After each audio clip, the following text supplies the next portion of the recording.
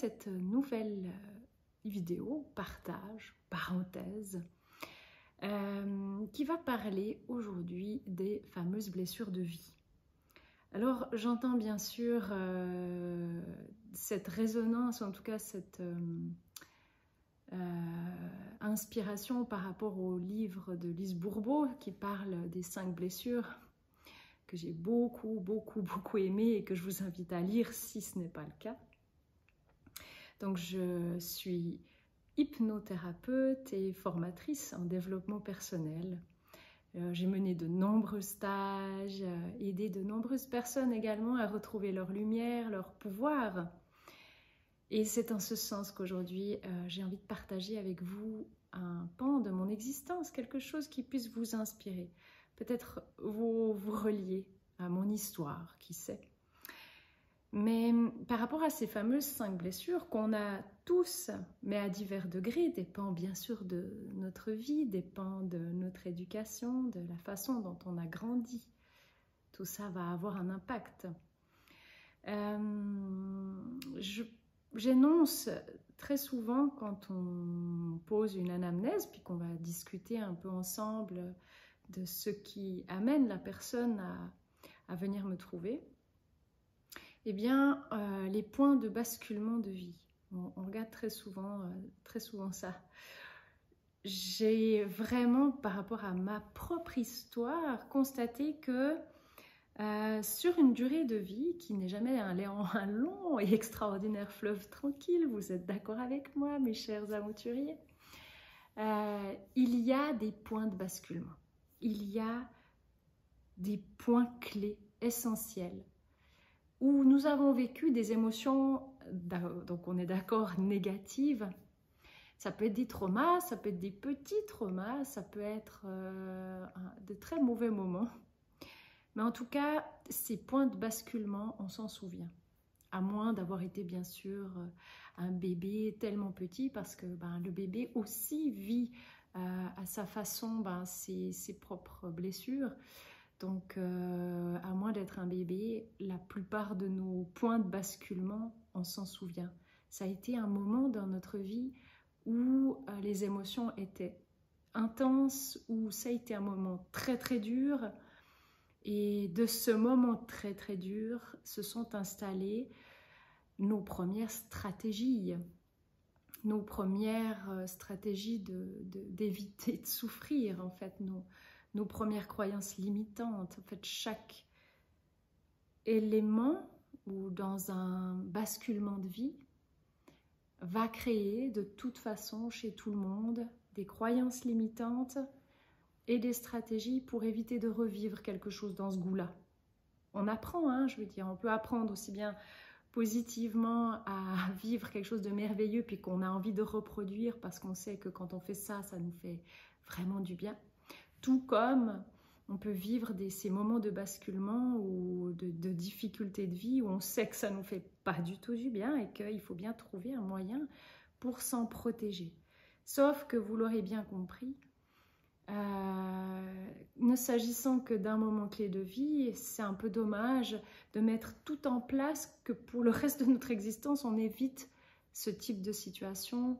On a ces fameuses pensées limitantes au sujet de ce qu'on a vécu qui nous suivent et ça peut vraiment impacter toute notre vie si on ne libère pas, si on ne modifie pas cette parenthèse de vie.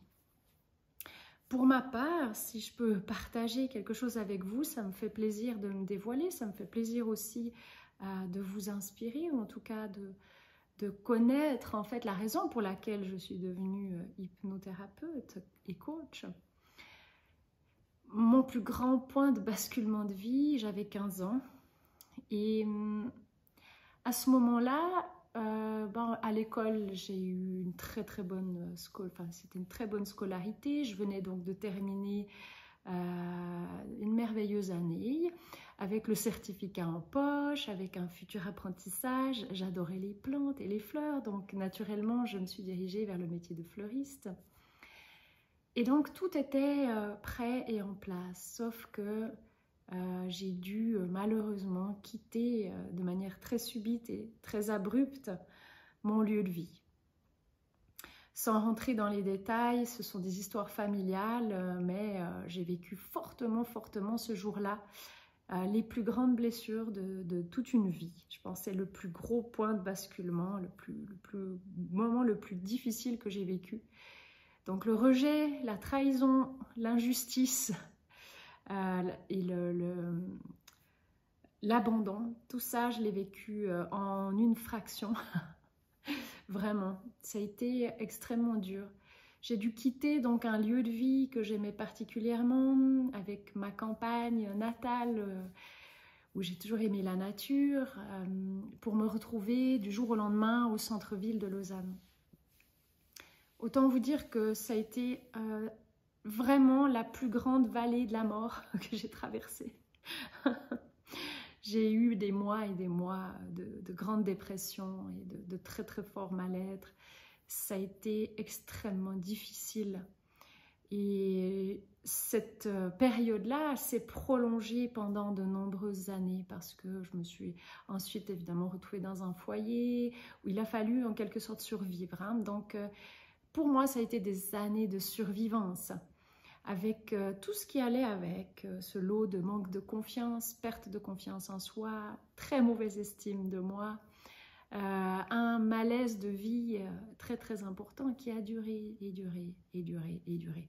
Mais vous l'aurez bien compris, il y a eu ce point-là, ce point clé de ma vie, qui a duré une très longue période et qui a impacté tellement fortement ma vie. Je ne savais pas comment j'allais faire pour m'en sortir, vraiment. J'ai usé de tout un tas d'aides addictives pour pouvoir tenir la souffrance, aussi de déni, parce que vous savez, les gens qui vivent des grandes difficultés sont les champions pour dire « mais oui, tout va bien, ça va, mais non, c'était pas si grave ». C'est une façon en fait de ne pas trop se relier à la souffrance hein, qui est présente. Donc cette joie en fait qui est naturelle chez moi depuis toujours, de rire, ça m'a beaucoup accompagnée, ça m'a beaucoup aidée. Jusqu'à ce que, un jour, je tombe, je ne pense pas par hasard, pour moi la vie elle est faite de perches qu'on nous tend, que l'univers nous tend, vous tend aussi, et c'est à nous de savoir attraper la perche ou pas. Et je pense que ce moment-là, j'étais prête. Donc je tombe sur cette formation d'hypnose. Donc imaginez bien que je ne connaissais rien à l'hypnose, je ne connaissais rien à ces états modifiés de conscience. J'étais juste très curieuse, ça m'a interpellée lorsque j'ai écouté le formateur parler de cet outil, de ce qu'il pouvait amener, de ce qu'il pouvait changer. J'ai donc sauté sur l'occasion et je me suis formée à l'hypnose. Et bien sûr, comme beaucoup de personnes, quand vous êtes en plein dans une formation de développement personnel, ça vous touche vous, ça vous fait bouger vous, ça vous fait constater que il y a quelque chose qui se passe. Il y a un mécanisme intérieur invisible qui peut enfin se mettre en place, s'ouvrir. C'est comme un déclencheur en fait. Voilà, ces états où on revient chez soi à l'intérieur, on reprend le pouvoir. Et du coup, j'ai constaté une nette amélioration en fait de mon état d'être, de ma façon de percevoir la vie, de penser, l'ouverture face aux autres. Parce que j'avais, au travers de cette vallée sombre, développé un problème dans les relations. Ben forcément, quand vous vivez de la trahison, vous vivez de l'abandon ou du rejet, votre système de protection va faire que la relation à vous-même et la relation aux autres va être, comment dire, limitée. Elle va tourner autour de l'évitement de la souffrance. Donc ça veut dire une peine à s'ouvrir aux gens, une peine à faire confiance aux gens autour de soi, aux personnes que l'on côtoie, une propension à être plutôt distant en fait. Hein. Ça veut dire ouais, de développer peut-être des amitiés où ça fait longtemps qu'on connaît la personne, puis c'est ok, puis dès qu'il y a des nouvelles personnes, peut-être c'est difficile de s'ouvrir, puis de faire vraiment, véritablement confiance. Il y a un petit warning hein, qui se met derrière là, et puis qui dit, dans ces fameuses pensées limitantes, rappelez-vous, méfie-toi Tu ne sais pas ce qu'on peut te faire. Tu sais pas, pardon, tu sais pas ce qui peut t'arriver. On va te faire du mal. Donc, protège-toi. Hein. Mais ça, c'est très inconscient. Hein. On ne se le dit pas forcément dans le mental. On se rend compte de nos pensées inconscientes au travers uniquement de nos comportements.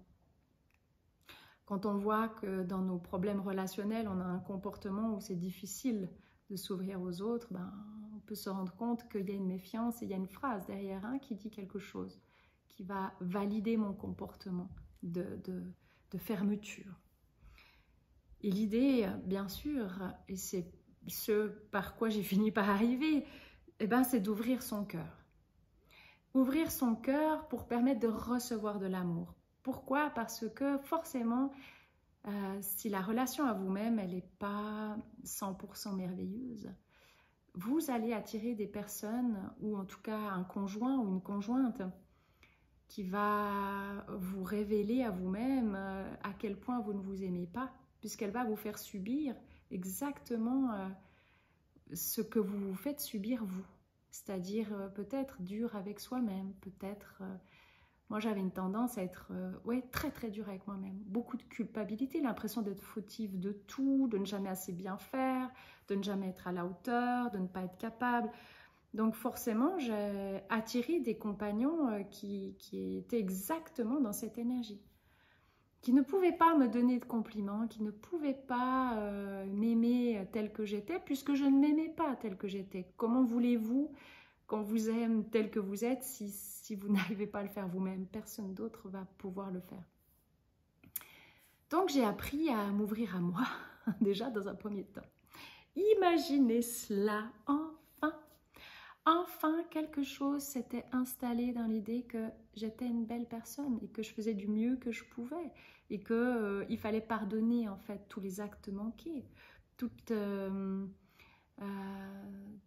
ces actions, tous ces moments de vie qui nous ont insatisfaits, qui nous ont fait de la peine parce qu'on aurait dû faire différemment, ben, c'est le passé, donc on ne peut plus le changer. On peut juste accueillir, accepter, pardonner, se pardonner et s'aimer vraiment pour les belles qualités qu'on a et puis accepter aussi nos défauts. Donc dans ce côté relationnel, ben voilà, moi ça m'a permis de m'ouvrir. Ça m'a permis de m'ouvrir à la création de ces fameux stages.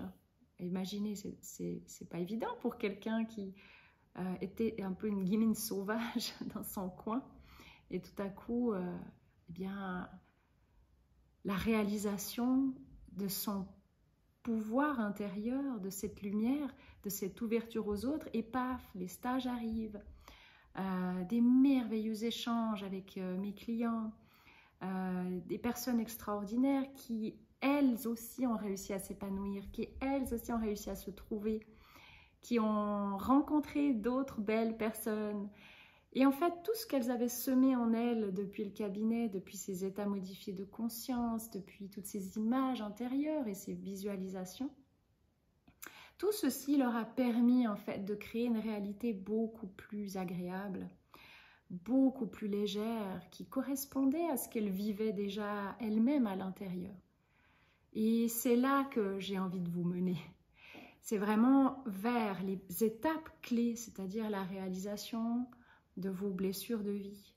Et puis de les accueillir et de les accepter. Puis après, de venir voir comment je peux les libérer, comment je peux me sentir plus léger, plus légère, comment je peux reprendre mon pouvoir créateur, mon pouvoir d'amour, d'ouverture vers les autres, avoir des meilleures relations. Relations de couple ou relations d'amis, relations familiales, parce qu'on transmet aussi nos blessures à nos enfants, vous savez. Donc l'idée, c'est aussi que les enfants puissent apprendre parce que nous sommes des modèles pour eux. Et de prime abord, on doit déjà être des modèles pour nous. Je pense que vraiment, les gens doivent apprendre à cesser de s'éparpiller à l'extérieur, de chercher comment remplir une jauge qui se vide tout le temps parce que c'est un véritable panier percé. Si l'amour de soi n'est pas véritable, si l'amour de soi n'est pas solide, tout ce qu'on cherche à l'extérieur pour remplir, ça filtre, c'est filtré. Il y a des failles et des fissures. Et le seul moyen de guérir, c'est pour ça que j'ai appelé mon cabinet guérison du cœur, parce que pour moi, tout vient du cœur. La seule façon de guérir, la seule façon de réparer les fissures, c'est l'amour. Surtout l'amour de soi, de base. Si on revient là, l'extérieur change. Donc le chemin, il est tout à fait contraire. C'est pas, je ne dois pas courir à l'extérieur pour réparer, et je ne dois pas chercher chez les autres pour réparer chez moi. Et c'est nous qui sommes importants, hein. Il n'y en a pas deux comme vous dans ce monde. Vous êtes uniques, vous êtes les seuls sur cette planète. Donc pour guérir vos blessures de vie, revenez en vous. Revenez à l'intérieur de vous. Et après, ben, vive l'épanouissement. Même si c'est un chemin et un positionnement constant, vous serez beaucoup plus épanoui, beaucoup plus lumineux, rayonnant.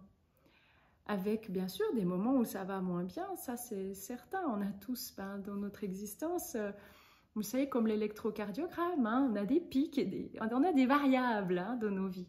Mais ce qui fait qu'on traverse nos variables, c'est vraiment cet amour de soi, cette confiance en soi, cette